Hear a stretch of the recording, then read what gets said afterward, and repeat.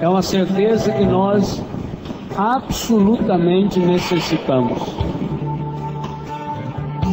É a certeza capaz de nos tirar de toda e qualquer situação de abismo, de depressão, de angústia, de fundo de poço. Há amor em mim. Mesmo quando tudo parece contrário à minha vida. Quando eu sentir-me completa e absolutamente perdido. É aí que vem essa certeza. Certeza que eu preciso repetir para mim mesmo. Que eu preciso ouvir da minha própria boca. Há amor em mim. E quando eu chego a essa certeza, experiencio essa certeza, mesmo se não me amaram, mesmo se não me olharam com amor, mas a certeza desse amor de Deus leva-me também a ser instrumento dessa certeza para o outro, para que eu possa dizer com os meus gestos mais do que a minha palavra: há amor em ti. E que bom quando a gente aprende a partilhar a certeza de que há amor no outro, esse amor volta para a gente mesmo. Então, juntos a gente pode proclamar amor em nós. Pai Santo, Pai querido, Pai amado, mais uma vez te pedimos que Teu Espírito Santo leve-nos ao final dessa manhã a experiência concreta do Seu amor. Derrama sobre nós o Espírito Santo. Vinde, Espírito Santo, enchei os corações dos vossos fiéis, acendei neles o fogo do vosso amor. Enviai, Senhor, o vosso Espírito, tudo será criado, renovareis a face da terra. Oremos. Ó Deus, que instruístes os corações dos vossos fiéis com a luz do Espírito Santo, fazei que apreciemos retamente todas as coisas, segundo o mesmo Espírito, e gozemos sempre da sua consolação, por Cristo Senhor nosso. Amém. Vire a página da sua Bíblia, agora o capítulo 4 de Provérbios, versículo 20 ao 24. Provérbios 4, 20 a 24. Pode ser até o 27. Meu filho, minha filha, ouve as minhas palavras. Inclina teu ouvido aos meus discursos, que eles não se afastem dos teus olhos. Conserva-os no íntimo do teu coração, pois são vida para aqueles que os encontram, saúde para todo o corpo, pois são vida para aqueles que os encontram, saúde para todo o corpo. Ordem de Deus para você e para mim nessa manhã: guarda teu coração acima de todas as outras coisas, porque dele brotam todas as fontes da vida. Dá essa ordem a quem está do seu lado. Guarda teu coração acima de todas as outras coisas, porque dele brotam todas as fontes da vida. Para isso, como guardar o coração? Preserva a tua boca da malignidade. Longe dos teus lábios a falsidade. Que teus olhos vejam de frente. Que tua vista perceba o que está diante de ti. Examina o caminho onde colocas os pés, que sejam sempre retos. Não te desvie nem para a direita nem para a esquerda. Retira teu pé do mal. Palavra do Senhor. Guarda, meu filho, teu coração acima de todas as outras coisas. Inclina o teu ouvido às minhas palavras, aos meus discursos. Que não se afastem dos seus olhos. Conserva-os no íntimo do coração. Nesse texto nós temos um roteiro completo de cura interior. A cura interior entra em nós pelos olhos, 2 vezes citado no início e no final do trechinho, pelo ouvido e grava-se no nosso coração. Esse é o esquema. Deus está nos dando o tipo de tratamento, o exercício a ser feito. Primeiro, ouvir a palavra. Inclina os teus ouvidos. O que é inclinar o ouvido? É que quase que natural, quando você não está conseguindo escutar direito, você você concentra, você direciona o seu ouvido. Por isso, repito, não deixe ninguém ficar conversando, choramingando, para não atrapalhar quem está do seu lado. Quem não chegou ainda, agora que chega, fica lá atrás para não atrapalhar o outro. Isso precisa virar um costume. Porque o que eu percebo, gente, é que muitas vezes as pessoas vêm num acampamento, mas não são revestidas da graça de Deus. Triste demais. Por isso, porque fica muita agitação, anda para um lado, para o outro, mexe. Inclina o teu ouvido, presta atenção. A caridade que você faz para um não pode estragar 10. Presta atenção. As coisas de Deus têm que ter prioridade. Nós não damos prioridade às coisas de Deus. Uma das grandes causas que nós temos corações feridos e machucados é porque nós colocamos Deus não sei em que lugar na nossa vida. Lá em último lugar. Eu fico impressionado. Vocês sabem que eu moro em Santa Catarina e que venho a São Paulo toda semana. E o pessoal do avião lá já me conhece no aeroporto. Mas eu tenho que chegar 1 hora antes. Não adianta. É difícil, muitas vezes tem que levantar de madrugada. Mas tem que estar lá. Eu tenho que chegar lá 1 hora antes. Se for viagem internacional, 2 horas no mínimo. Antes tem que estar lá. E se não tiver? Não vai. Ah, mas eu sou o Padre Léo. Muito prazer, benção, Padre. Tchau. Não vai. Você compra a passagem do ônibus, o ônibus sai tal horário. Tem que estar lá antes. E por que com as coisas de Deus eu chego depois que já começou? Ah, não entra na minha cara. Eu fico nervado. Por que para as coisas do mundo a gente é fiel? E para as coisas de Deus? Nós damos o nosso pior para Deus. Nós damos o pior do nosso tempo, nós damos o resto do nosso dinheiro, nós damos o resto da nossa oração e depois perguntamos, por que será que as coisas não vão bem em nossa vida? Inclina o teu ouvido e o teu coração e os teus olhos para a palavra. Alimentar-se da palavra para que a palavra nos alimente. Isso é um processo. Lembra que eu falava antes? Todos nós aqui, sem nenhuma exceção, temos aquele gráfico. E há períodos em que nós estamos lá embaixo. Às vezes, pelo peso, a gente permanece muito tempo lá embaixo. A aridez em si não é um mal.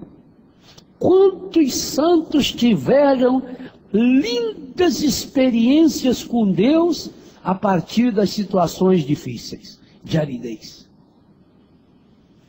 A Bíblia nos conta, por exemplo, o profeta Elias entrou em depressão. Às vezes a pessoa tem vergonha de dizer, eu estou com depressão. Não tem vergonha, não. Há muitos homens e mulheres importantes da Bíblia que tiveram depressão. Elias foi um deles. E olha que a situação de Elias era um pouquinho pior do que a sua. Porque ele havia matado 450 sacerdotes de Baal. E a rainha estava atrás dele para matá-lo. Acho que você ainda não chegou nesse nível. Claro, vontade de matar esses 450, eu já tive muitas vezes. Não sei se o número é exato, 450, 452, 53. Ele entrou em depressão profunda. Queria morrer. Tinha uma caminhada a fazer de mais ou menos 600 quilômetros.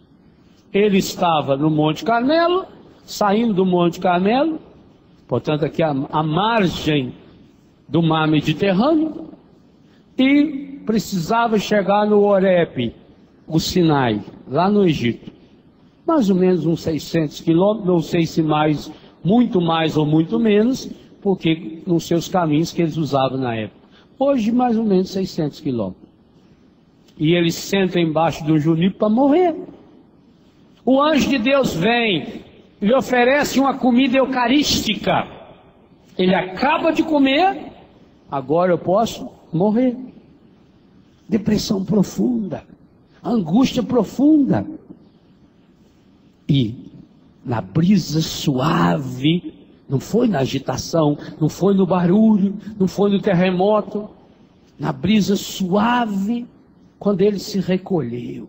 Quando ele se fechou, não no sentido egoísta da palavra, mas quando ele se recolheu, quando ele colocou-se em Deus. Ninguém consegue entrar numa intimidade com Deus se não fizer esse momento também de silêncio, de serenidade espiritual. E ali ele achou um caminho. E aí sim ele fez toda a sua caminhada. Jesus entrou em depressão profunda. Aliás, tem um capítulo aqui no livro, lá no final, que narra esse episódio. O roteiro doloroso de Jesus. Você que tem o texto, página 129. Eu não conheço e desafio aqui algum médico, está cheio de médico aí, mas desafio também os da televisão, que me apresentasse uma pessoa que tivesse chegado no grau de depressão que chegou Jesus Cristo, inclusive física. Como é que uma pessoa chega a um nível tal de depressão que possa suar sangue, os capilares que estouram? Pensa bem o que é isso. Dr. Pierre Bardet dizia, o grande médico que investigou o Santo Sudário, ele disse que na cruz a bexiga de Jesus, o intestino de Jesus também estouraram, porque seria impossível uma pessoa chegar a suar sangue, estar naquele nível, portanto, de sofrimento físico e resistir à bexiga, o controle da bexiga e o controle das fezes. Impossível. Dr. Pierre diz que o corpo de Jesus na cruz, além de toda a sujeira do pecado, tinha também o elemento humano que estava saindo. Pensa, não teve depressão pior. Jesus chegou no índice mais baixo da depressão, suar sangue.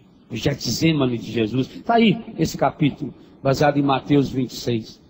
A angústia suprema. São Marcos fala, São Lucas, não, São Marcos. A angústia suprema, a angústia absurda, a agonia de Jesus. Agonia, gente, é aquilo que acontece com a pessoa que está morrendo. A luta da pessoa contra a própria morte. Pois Jesus passou por essa experiência. A noite escura, como lembrava São João da Cruz.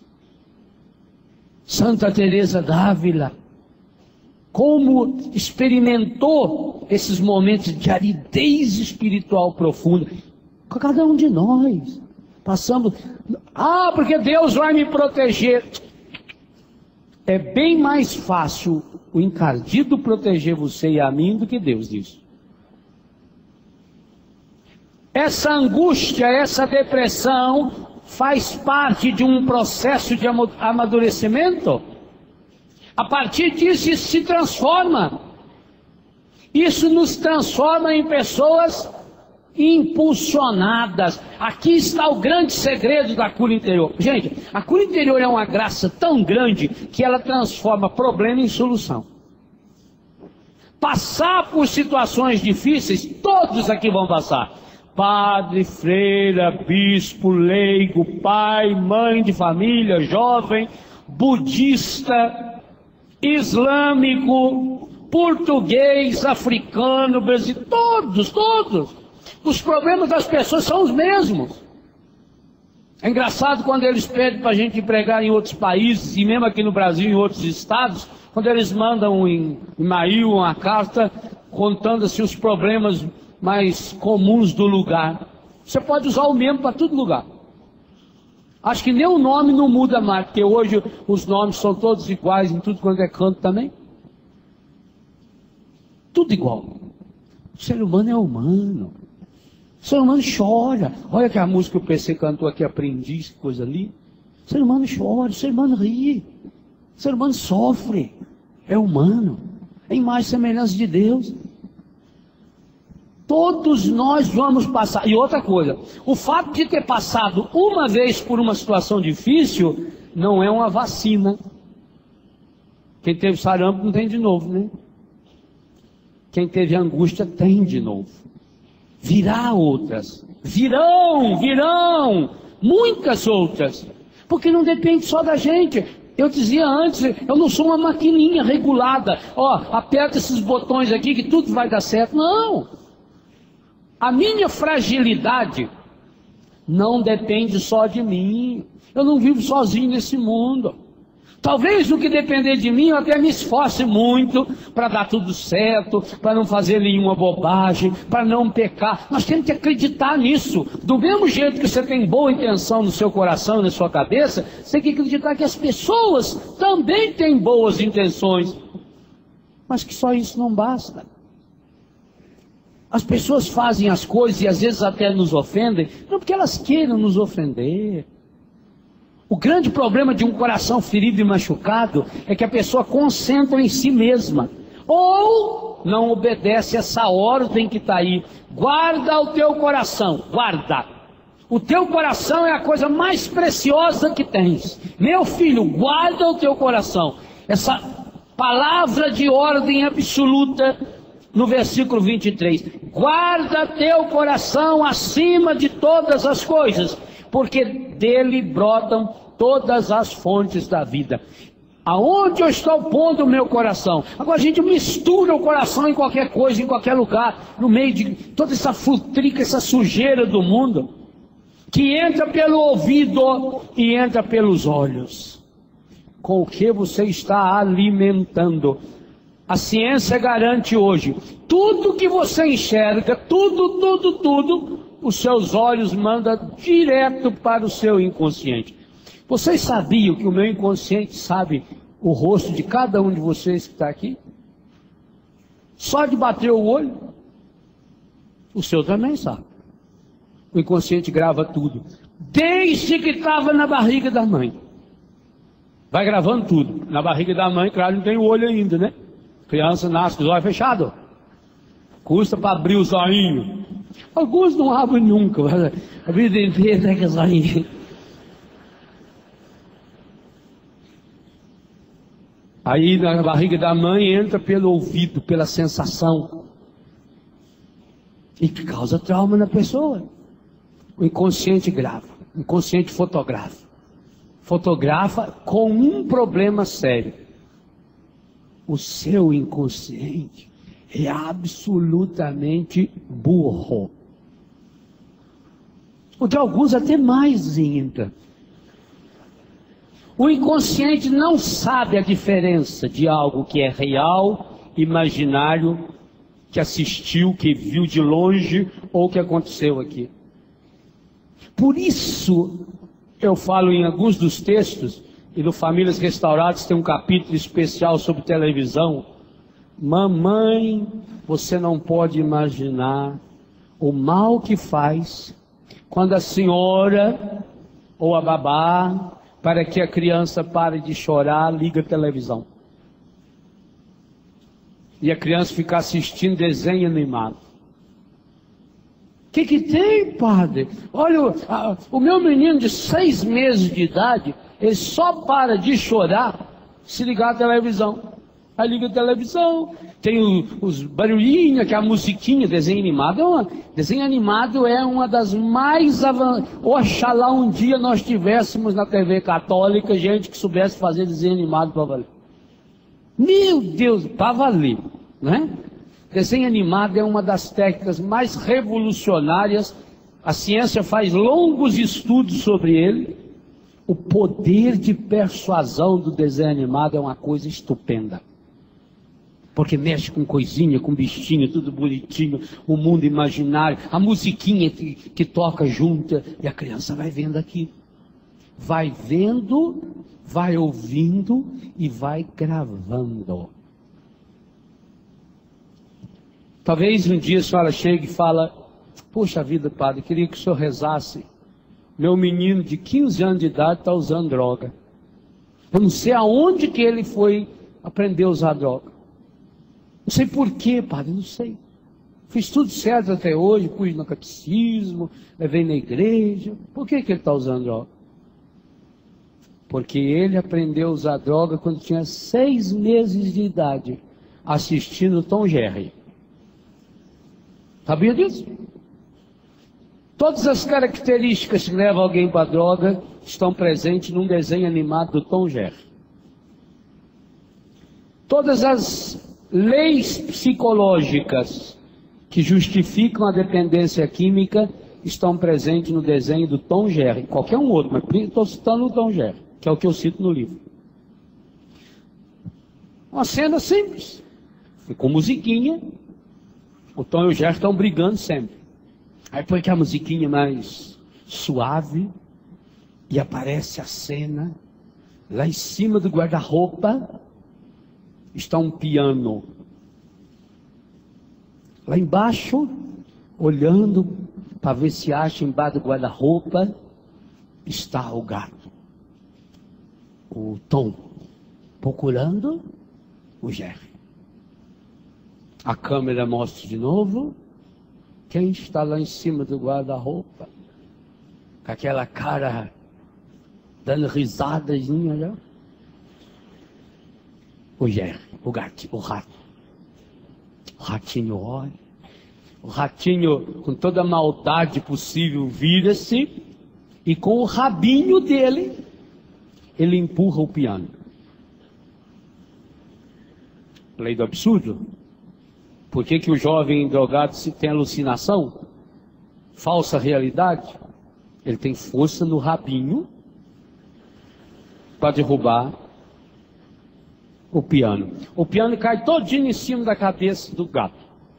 O gato se transforma numa pizza. Não é assim? Morreu? Morreu, Camilo? Não morreu. O gato começa, sai a mão para lá, sai a mão para cá, e ele sai correndo atrás. Aí é a vez do gato pôr fogo no rato.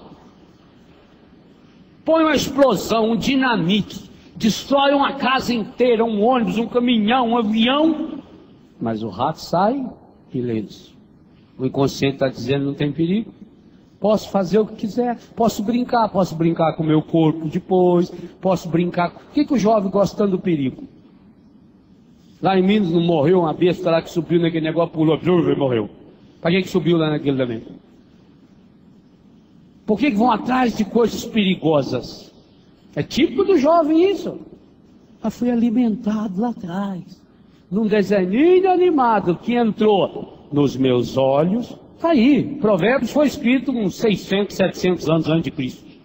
Está aí, entrou pelos meus olhos, guarda o teu coração. Por que é importante isso, gente? Você tem elementos para fazer chegar a palavra, a graça de Deus no coração das pessoas. Escutem com muita sabedoria esse CD que Paulo César está lançando hoje. É uma aula de cura interior. Aula. Esse CD todo foi produzido lá em casa a partir dos retiros, ele é da nossa comunidade. Podia dizer que aquilo que a gente prega, o Paulo César canta. Escutem, deixa a palavra cantada. Sabe, a gente precisa que as musiquinhas que ficam se repetindo na cabeça da gente, boas. Nós precisamos criar mecanismos. Agora, música boa, canções boas.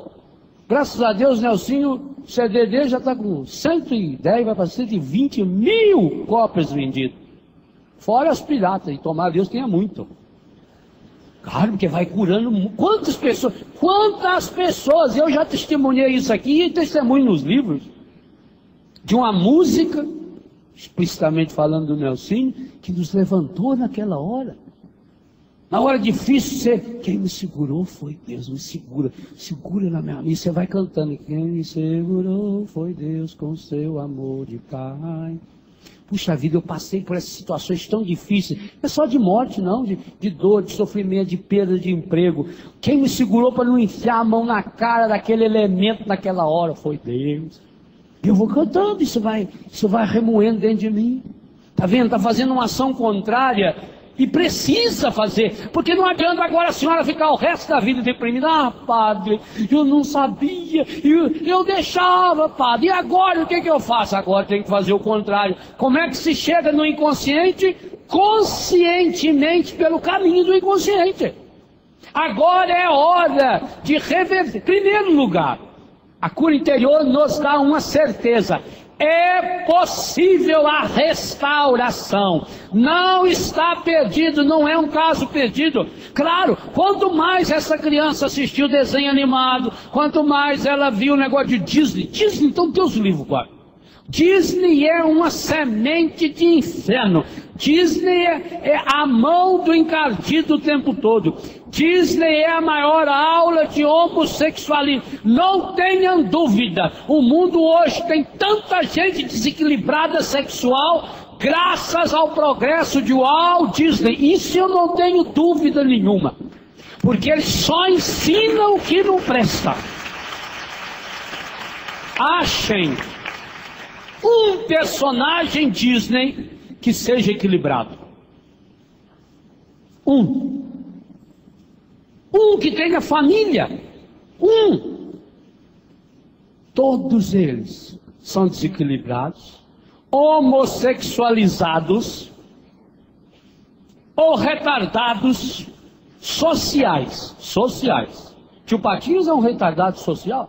Ele não se relaciona com ninguém. O único relacionamento que o tio Patinhas tem é com o negócio de dinheiro, que ele pula para tomar banho lá no dinheiro dele. Esse é o mestre. Você sabia que tem muito mais criança lendo tio Patinhas do que a Bíblia? É. Se só 3%, Congresso Bíblico Internacional da Igreja Católica, se só 3% dos católicos praticantes fazem leitura diária da palavra, e a audiência que tem esses canais? Só no Brasil quem assina esses canais a cabo aí para criança já sabe disso. É possível reverter? É possível, sim. É possível reverter essa monstruosidade que o demônio fez no coração de uma criança e um adolescente. Como? Entrando conscientemente no inconsciente. Aí vem a importância de músicas. Aí vem a importância de uma pregação, aí vem a importância de oração, aí vem a importância de imagens boas, que precisam ser gota a gota, gotejamento. Esse é um segredo. A Luzia evocava na oração da manhã, lá em Israel, aquelas áreas inteiras áridas, que você de longe olha e pensa que é uma terra muito boa. Quando você chega perto, você vê. Em Israel, até isso aqui lembra um pouco. Em Israel, você olha no chão, está tudo cheio de uma mangueirinha preta, pouco maior do que esses fios aqui. espalhado nas plantas, e aquilo tem um furo, um microfuro. Dia e noite vai saindo uma gotinha de água dali. Eles têm que economizar água, nós aqui temos sobrando. E aquele lugar vai sendo gotejado, e o pouquinho de terra que tem que presta, dá o seu melhor. E por isso, nós temos plantações maravilhosas. Esse processo tem que ser feito no coração da gente. Gotejamento da cura interior. Então, é possível? É. Agora, eu preciso prestar atenção no que está entrando nos meus olhos. Certas coisas a gente não deve ver. Eu que sou adulto não, já estou velho quase, cabelo branco. Tem um monte de coisa na televisão que conscientemente, se eu ligo a televisão, está passando isso, eu automático, graças a Deus. Se todas as áreas da minha vida já tivesse resolvido igual está isso na televisão. É uma graça de Deus. Mas eu, por um monte de canal, eu não assisto essa bobagem. Eu não assisto nada de terror. Se eu estou ligando a televisão, passou, na mesma hora, por que eu vou ver uma imagem dessa? Uma imagem que vai entrar lá no meu inconsciente. Porque conscientemente eu sei que aquilo lá é uma bobagem. Conscientemente eu sei que aquilo lá é só um filme. Mas inconsciente, sabe? Não sabe? E se numa brecha do meu consciente, o meu inconsciente capta. Para quê? Então eu já sei, eu já elimino. Isso aí eu já não vejo. Já pulo lá, vou atrás de algo que seja bom. Certas músicas, eu não assisto. Por exemplo, aquele negócio do Chant, Tino tem ainda, não sei. Eu não conseguia ver, graças a Deus, aquilo lá. Falar para vocês, aquelas mulheres com as bundas de fora, aquilo lá não chama a minha atenção, a não ser por pena e muitas vezes nojo. Porque quando eu vejo uma moça linda daquela, saber que ela tem que se submeter. Aí esses homens, quando você vê o homem que está dançando do lado dela, e saber que ele é dono das bandas, que ele usa essas moças, eu tenho nojo, eu tenho dó. Mas isso aí não. Quer dizer, você tem que cortar na sua cabeça. Mas quantos alimenta a cabeça o tempo todo com isso? Com esse tipo de música, com esse tipo de filmes, com esse tipo de imagens, com esse tipo de novelas. A revista Veja trazia uma matéria sobre a novela da Lua, e essa semana está nos jornais, um dos personagens dessa novela, que é um homem vestido de mulher, portanto um travesti, o personagem mais amado da novela. A Associação das Donas de Casa do Rio de Janeiro, que presta assessoria para a Globo nas pesquisas, as mulheres, olha vocês do Rio aí, as mulheres, sim senhor, personagem mais querido dessa novela, um travesti, vai adotar a criança. A criança lá, eu não sei quem é, está no jornal dessa semana. Coisa bonita, olha que bacana. O travesti vai lá, adota a criança, aí a criança também já adota o travesti. Aí vai crescendo já travestizada. Isso é um pecado, gente, com criança. O que é isso? Olha a semente de inferno que isso está espalhando. E enquanto só 3% dos católicos praticantes no mundo leem a Bíblia, com certeza uns 50% dos católicos se dizem praticantes do Brasil assistem essa merda que a televisão leva todos os dias, porque senão não ganharia a audiência que tem. É uma luta cruel. É um absurdo, mas é cruel. Você não tem tempo para ler a Bíblia? Quantos capítulos de novela? Não repita, não responde. Quantos capítulos de novela você assiste por dia? Quietinho, não fala nada. Somente a senhora aí, não fala. Aí é claro, para assistir um capítulo da novela leva 1 hora. Da Bíblia leva 3 minutos, 4 minutos. Os capítulos mais longos da Bíblia, talvez aí uns 5, 6 minutos. Olha, gente, é uma pouca vergonha. Hoje, cada um de nós precisaria ter essa grande graça do Senhor, criar vergonha na cara. Nós estamos no mês da Bíblia, já é uma vergonha. Ter mês da Bíblia já é uma vergonha. Que é sinal que os outros meses, gente, não tem a Bíblia. Pecado. Tem o dia da Bíblia, o último domingo do mês, em homenagem a São Jerônimo, faz-se o dia da Bíblia. E os outros dias? Nós não alimentamos o nosso ouvido e nem os nossos olhos com a força da palavra. Primeiro precisamos reconhecer isso. Essa é a causa.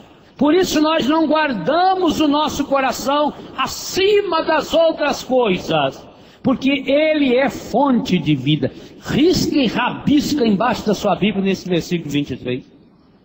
Risca, rabisca. Essa é uma ordem de Deus para você. Guarda, guarda. Põe guarda teu coração acima de todas as outras coisas, porque dele brotam todas as fontes da vida. Se você quer encontrar-se com essa fonte da vida, da graça de Deus, não tem outro jeito, vai brotar do seu coração. Então, meu irmão, minha irmã, seu coração não pode estar guardado no meio dessa futrica, dessa sujeirama,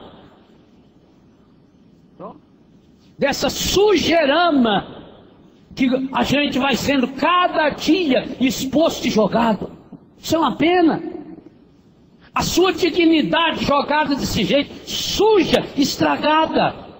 Você não pode mais alimentar e realimentar a derrota dentro de você. O coração é a fonte dessa vida plena, é a fonte dessa vitória.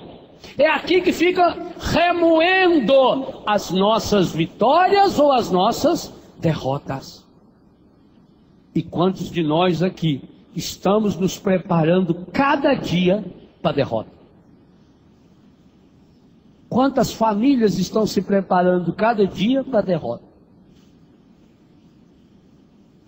Uma das coisas que vocês vão encontrar nesse livro, Roteiros Bíblicos, do começo ao fim, é essa ideia que se repete. Que quem quer de fato experimentar a graça da cura interior, precisa entrar num processo de combate. Primeira leitura de ontem. Combate, o bom combate da fé. Entra nessa briga, entra nessa luta.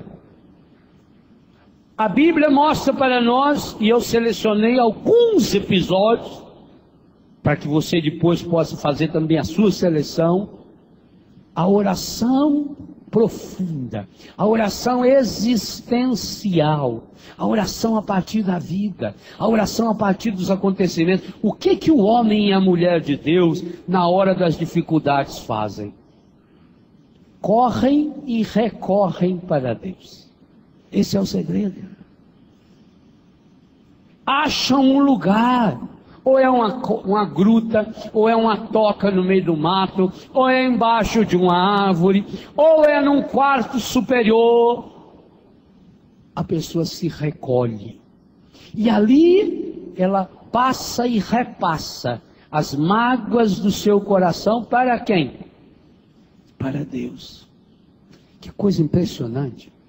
Hoje se sabe, e no livro A Fórmula da Felicidade, um livro científico do Dr. Klein, um pesquisador alemão, que cita pesquisas feitas hoje no mundo inteiro, prova e comprova algo que a Bíblia já sabe. Quando é que um sentimento negativo se transforma em mágoa, ou a mágoa se transforma em sentimento negativo, e a partir daí em decepção, e a partir da decepção chega ao ressentimento, e quando chegou ao ressentimento, Efésios 4, 26, abrimos a porta para o demônio, e aí já é espiritual. Quando o fato que nos acontece de negativo é externalizado pela palavra. O mal, quanto mais você fala dele, maior será a força que ele tem. Transforma-se uma mágoa corriqueira num ressentimento quando eu abro a minha boca para falar. Ou para falar sozinho através do murmúrio, ou pior, quando eu começo a falar com alguém. Há uma coisa errada em nós. É claro, nós precisamos ter pessoas em quem a gente confia. Aí nesse capítulo do Getsemane eu falo exatamente sobre isso.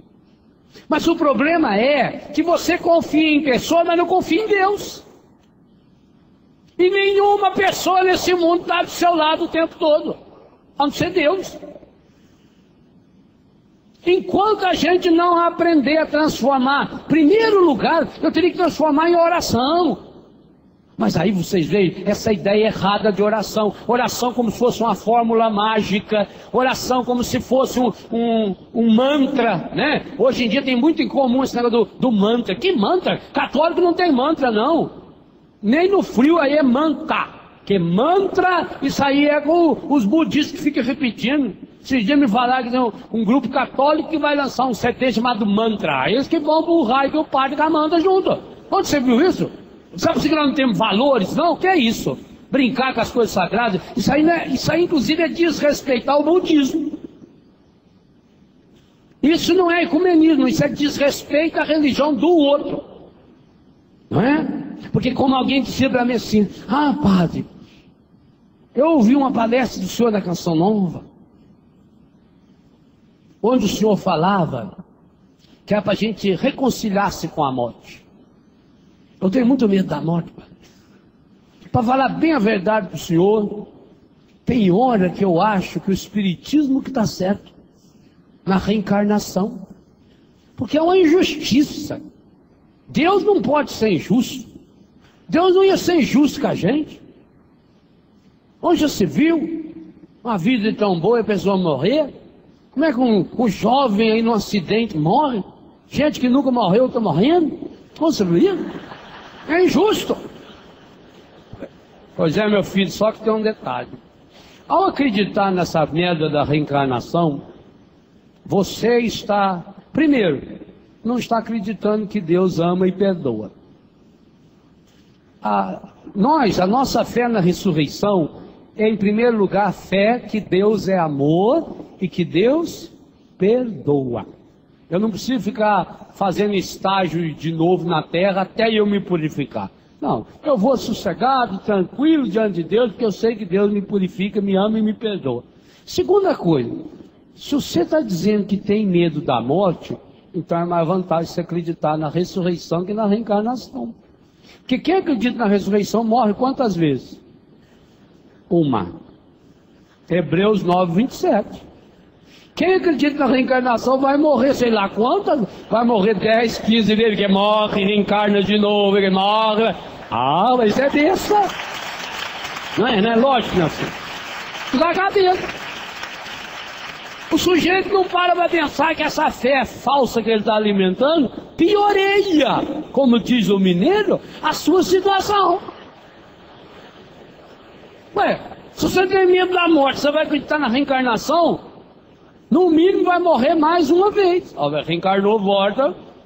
Vai ficar para semente? Não, morre. Aí morre. Aí morre, não. Aí tem mais uma chance. Aí você volta, reencarna de novo. E morre de novo. Tem gente que, pela cara, eu acho que já foi umas 15 reencarnações. Houve sujeito medonho, cara de defunto. Né?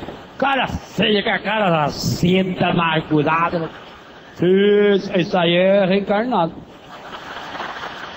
E não gostou da reencarnação. Isso é uma bobagem. A pessoa não para pensar.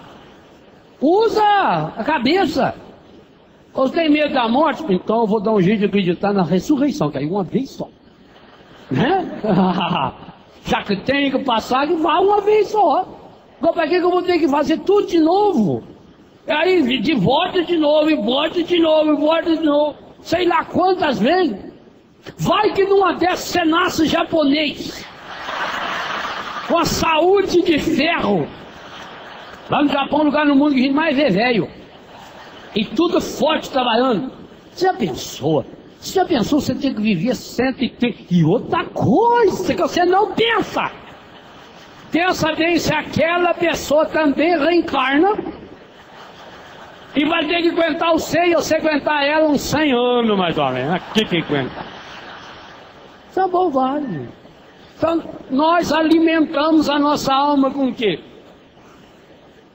Com a certeza de que Deus nos ama. Que nossa vida é um dom precioso, é hoje. Você só tem essa vida para viver, viva bem. A cura interior nos dá essa certeza. Na Bíblia, as grandes orações são exatamente isso. A pessoa vai lá, se recolhe, às vezes usa elementos exteriores, é um saco que bota nas costas. A pessoa se recolhe e ali, que coisa linda. Por isso eu citei aí pelo menos uns 7 ou 8 episódios, onde a Bíblia mostra reis, rainhas, mulheres importantíssimas, Judite, Esther, mas também mulher que estava completamente destruída pela sua história de mágoa, a Sara que casou com Tobias, meu Deus do céu, essa presidente vitalícia do Amém, Associação das Mulheres Encalhadas, mesmo, porque essa coitada, além de encalhada, era uma serial killer. Ela matou 7. Tanto que quando o anjo sugeriu para o Tobias, olha, Tobias, tem a Sara lá, pai. Falou, essa aí acho melhor não, né? Ouvi falar que ela já matou 7. O Tobias não sabia nem que existia a família dele. O Tobias não sabia o caminho para chegar até na cidade dele. Não sabia, tanto que o anjo teve que ir junto. Mas já sabia que a Sara era assassina. Olha a fama que tinha essa coitada. Essa mulher é uma mulher ferida. Até a empregada jogou na cara dela. Você é amaldiçoada. Isso aí é praga. O que ela faz? Acho coisa espetacular. Mandou a empregada embora. Matou a empregada, já que ela tinha o poder de matar marido. Ela sobe para o quarto, se recolhe, fecha a porta, fica lá 3 dias em jejum e oração. E o livro conta, no mesmo instante que ela está rezando, o futuro sogro também está rezando, Tobit. O Tobit era um homem bom, um homem que saía para colher os doentes, enterrar os mortos, um homem que saía da mesa de refeição para acolher os outros, e que teve uma desgraça. Um dia, olhando para cima lá, a andorinha carimbou os olhos dele, pois quando se põe a andorinha, olha de óculos, cegou o esterco da andorinha cegou os olhos dele. E ele está lá rezando a Deus, na sua cegueira. E Deus, ao mesmo tempo, diz o livro, está ouvindo a oração dos dois. Quer dizer, está passando a alma diante de Deus. É isso que eu estou tentando ensinar para você. E que eu estou tentando praticar. E que pratico não só na minha capela, não, no volante do meu carro. Quantas vezes eu já tive que parar o carro na beira da rodovia para terminar de chorar. A angústia, a miséria do pecado da gente, as bobagens que a gente faz, aquilo que você fala quando não queria falar, ou que você devia ter falado não falou. Reza com Deus, partilha isso para Deus. Oh, meu Deus do céu, estou aqui e vou partilhando, vou mostrando para Deus. Diante de Deus, olha, pensa o que você quiser. Você tem uns pensamentos feios, ótimo, externalize-os para Deus na oração. Claro, não do grupo de oração, lá no microfone, lá na frente, no silêncio. Os roteiros bíblicos é um livro que você tem que ter para caminhar com ele, é roteiro. Isso aí é a mesma coisa. Entra num jipe, desse povo do Jipe Clube do Brasil, um jipeiro. Entra no carro dele. Eu ponho minha mão no fogo se ele não tiver no porta-luvas um roteiro marcando a estrada que ele vai passar. Todos eles têm. Roteiro é para isso, para você ter com você. A Bíblia é para ser esse roteiro, para você ter com você. Para você ter. Por quê? Todos nós, sem nenhuma exceção, gente, precisamos emprestar a palavra de Deus para rezar. A começar de Jesus. Jesus, antes do Getsemane, diz que Jesus saiu, depois do jantar, e foi fazer o cântico dos salmos. Jesus usava os salmos como roteiro de sua oração. Usava textos do Antigo Testamento. Maria, quando Nossa Senhora chega na casa de Isabel, quando Isabel faz todos aqueles elogios, e Maria quis celebrar a cura interior que Deus tinha feito no coração de Isabel, quando Maria começa, minha alma engrandece o Senhor, exulta, pula de alegria o meu espírito em Deus, meu Salvador, Maria começa a debulhar textos do Antigo Testamento.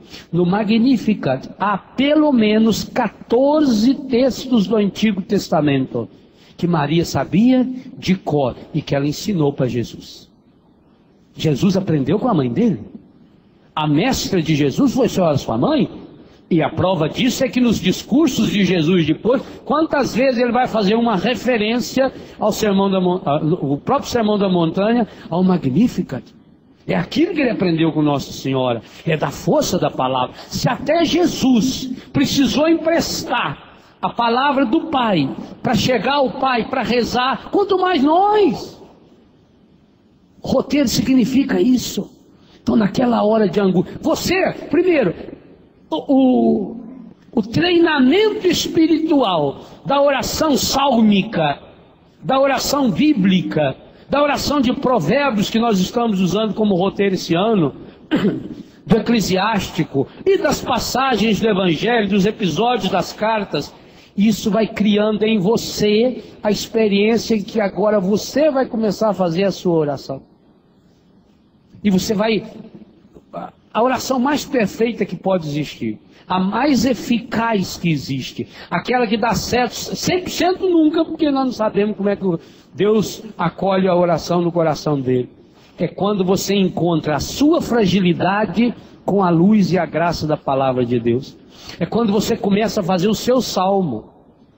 Assim como você tem o salmo predileto, assim como você tem um texto predileto na Bíblia, você precisa fazer o seu salmo, a partir da sua história. Então você começa a se colocar, oh meu Deus, eu me coloco na tua presença, eu louvo, glorifico, bendigo o teu nome. Aliás, queria fazer quase que um parêntese aqui nisso. Esse foi um dos grandes dons que Deus deu à renovação carismática católica. E que infelizmente, e por isso em muitos lugares ela perdeu sua força, infelizmente se deixou de lado, que é essa oração espontânea. Como é que eram os nossos grupos de oração de 30 e poucos anos atrás? A gente reunia-se, 20 pessoas, 30 pessoas, 10 pessoas, 2 pessoas, 15 pessoas. Rezávamos, invocávamos o Espírito Santo, cantávamos. Aí começava um momento de pedir de perdão. Alguém falava um pouco sobre o perdão, lia um trechinho da Bíblia, um versículo. Que bom que ali a gente tinha aquele entusiasmo da primeira Bíblia que a gente adquiriu. Aliás, primeiro era Novo Testamento, só depois que a gente já teve acesso à Bíblia. E aí a gente lia aquele trechinho e depois cada um fazia a sua oração. Quero pedir perdão a Deus por todo o meu egoísmo. Quero pedir perdão a Deus por ser uma pessoa fechada. Quero pedir a Deus por não ser caridoso. Eu te peço, Senhor. Todo mundo, nós te pedimos, Senhor. Ou o outro vinha, eu quero pedir perdão a Deus pela minha indiferença às coisas de Deus, ou pela minha impureza sexual, porque eu estou vivendo no adultério, porque eu estou sendo infiel a Deus. Perdão e misericórdia, Senhor. Perdão e misericórdia, Senhor. Está vendo? A oração do outro virou minha. Ou nossa. O nós, que a oração da manhã nos lembrava hoje. Ia formando-se uma corrente. Isso levava lá 10, 15, 20 minutos. Depois vinha o momento da palavra, o texto da palavra, onde alguém lia, partilhava a palavra, as outras pessoas falavam e transformava isso em oração. Cada um fazia uma oração a partir disso. Depois vinha o momento do louvor. Era um outro momento lindo.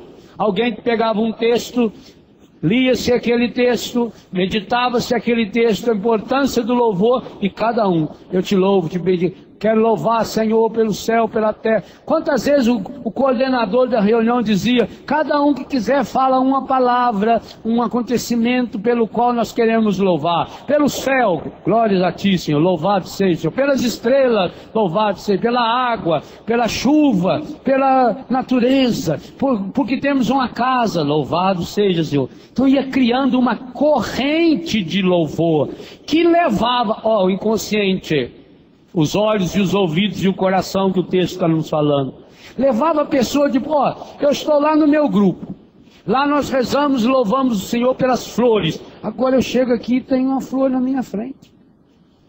O meu inconsciente vai ficar 1 hora, 2 horas, ele não está pensando na flor, mas o inconsciente está rezando porque a flor foi referencial de oração. É isso que Jesus foi o grande criador desses links. A internet está fazendo tudo que Jesus fez, criando rede. Aliás, Jesus já falava da rede, net é rede, ele que criou. Ele foi criando links, aonde ele passava ele ia mostrando, isso aí é sinal do céu, essa árvore, tá vendo? O semeador, tá vendo? É sinal de céu. Olha, nós vamos ler o semeador nesse retiro ainda do Evangelho. Acho que hoje é o Evangelho do Semeador. Isso aí é sinal de Deus, tá vendo? Isso é sinal que Deus passou por aí, foi deixando rastro. Então, por onde a gente vai se conduzindo, o nosso inconsciente, conscientemente, começa a rezar.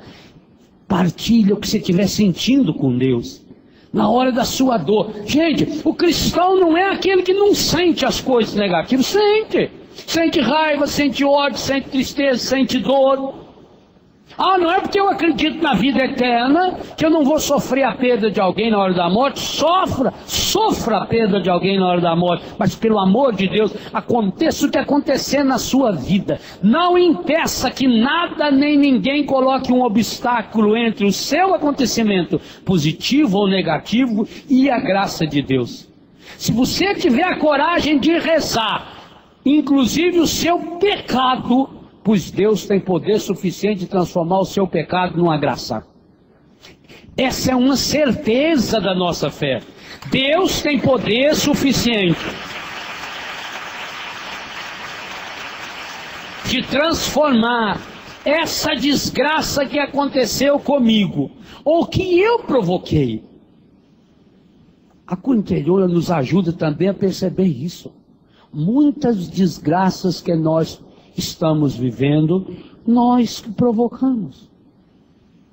Tá certo que se você for honesto, você começa a pensar, mas por que eu não queria fazer isso? Meu Deus, eu não queria ser infiel.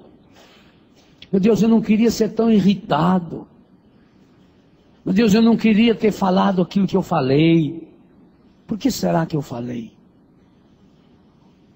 Então se começa a pensar diante de Deus, e Deus vai, pelo poder do Espírito Santo, lhe mostrando. Tem uma causa mais íntima, tem uma causa mais profunda.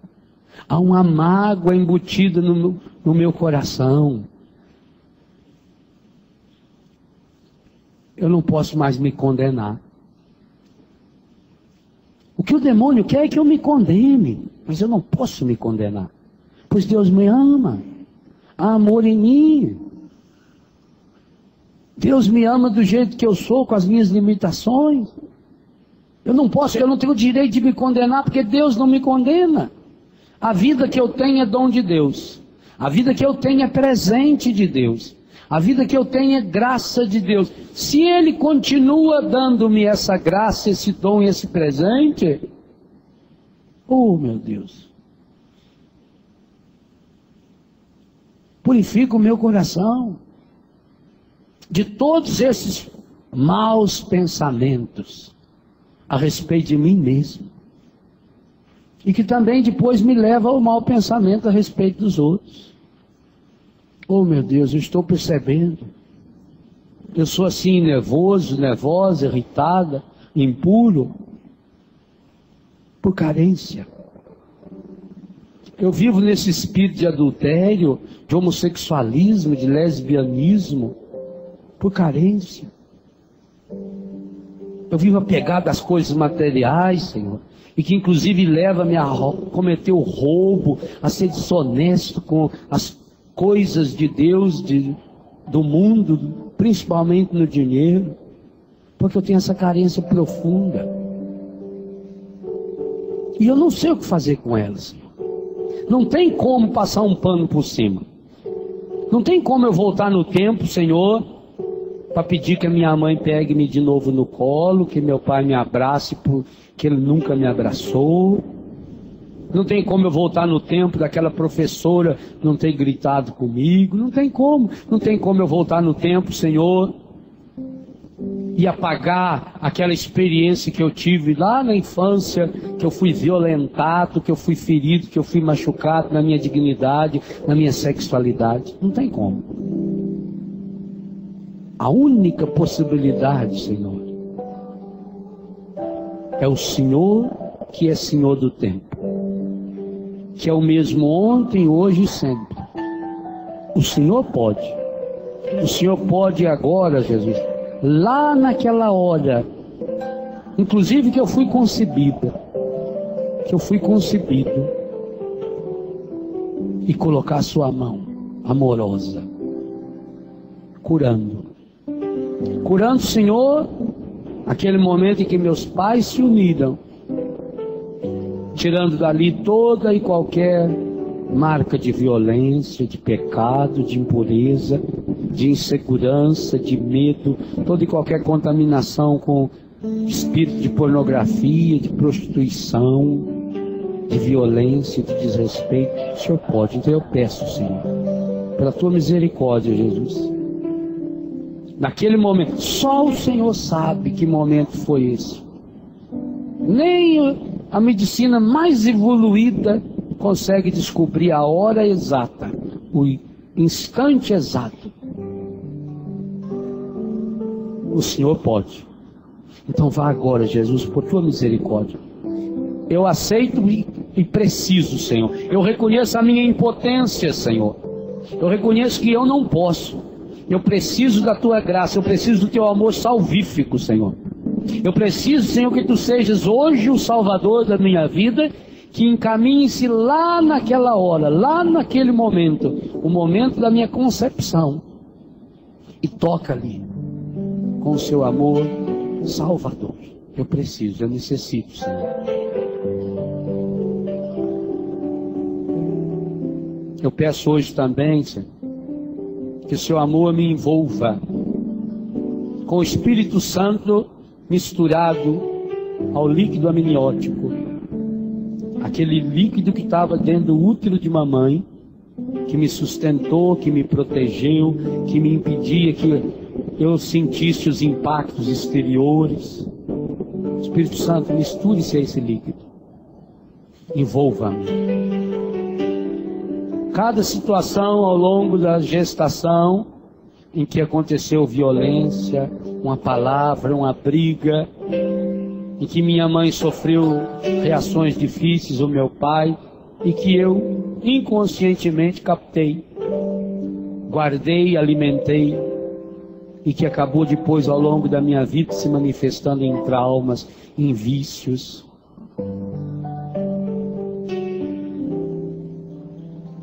Toca hoje, Senhor. Toca hoje, Senhor, no instante do meu nascimento. Hora difícil. Eu não sabia que era para nascer, Senhor. E por isso eu não queria nascer. Por isso eu estava tão bem confortável, humanamente confortável, na barriga da minha mãe.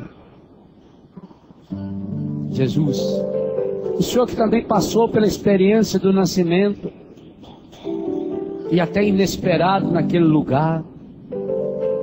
Oh Jesus, Tu que és o Senhor e Salvador da minha vida, põe agora a Tua mão de menino, Jesus, na criança fragilizada, ali a hora que eu saí da barriga da minha mãe, ou no parto normal, a fórceps, ou uma cesárea, naquela hora, Jesus, põe Sua mão, Senhor. O Senhor pode. Eu não posso voltar no tempo, o Senhor pode. esteja ali agora, Jesus, curando. Curando, Senhor, os traumas que ficaram do meu nascimento. De sentir-me abandonado, expulso, toda a dificuldade que eu tenho hoje de passar pelas situações difíceis, a agonia, a ansiedade que eu tenho, Senhor, em consequência dos traumas do meu nascimento. O Senhor pode tocar naquele momento agora e hoje tirar a causa dessa ansiedade. Senhor, eu quero colocar-lhe a minha infância, a minha adolescência, a minha juventude, o dia de hoje. Suplicar a graça da cura, a graça da restauração. Que o seu amor hoje chegue às raízes, Senhor, dos meus traumas, das minhas mágoas. Porque eu quero, é por isso que eu vim a esse acampamento, Senhor. Eu sabia que esse era um acampamento de cura interior. Que eu vim aqui para rezar, para aprender a rezar, para partilhar a oração, para crescer na sua graça. Eu quero, Senhor, seguir pela vida, iluminado pela tua graça. Eu quero, Senhor, executar o roteiro de amor que o Pai idealizou para mim. Por isso eu me coloco, Senhor, na tua presença inteirinho, com os meus valores, com as minhas derrotas, com as minhas vitórias, também com os meus vícios. Eu me apresento, Senhor, também com as minhas misérias. Misérias consequentes do meu pecado, do pecado dos outros, da falta de amor de meus pais, de outras pessoas que não me amaram. Eu apresento, Senhor. Estou aqui. Eu com as minhas misérias, eu com as minhas vitórias. Fale para Deus. Ele quer ouvir você falando. Diga para Ele com a sua voz: eu estou aqui, Senhor, com as minhas misérias, com as minhas derrotas, com as minhas vitórias, com as minhas belezas, também com as minhas feiuras. Eu estou aqui, Senhor, e eu confio na tua graça, Senhor. Cura e liberta-me, Senhor.